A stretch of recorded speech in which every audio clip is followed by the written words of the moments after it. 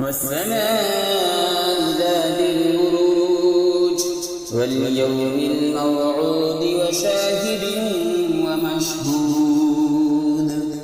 قتل أصحاب الأخدود النار ذات الوقود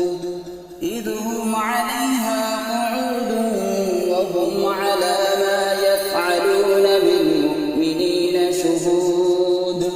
وما نقموا منهم إلا أن يؤمنوا بالله العزيز الحميد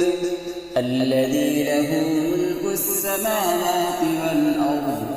والله على كل شيء شهيد إن الذين فتنوا المؤمنين والمؤمنات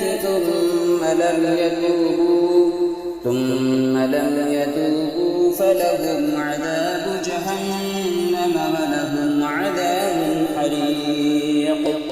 إن الذين آمنوا وعملوا الصالحات لهم جنات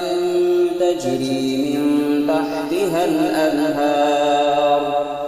ذلك الفوز الكبير إن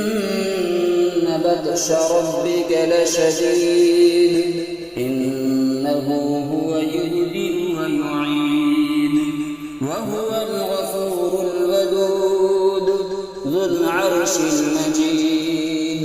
فعال لما يريد هل أتاك حديث الجنود فرعون وثمود بل الذين كفروا في تكذيب والله من ورائهم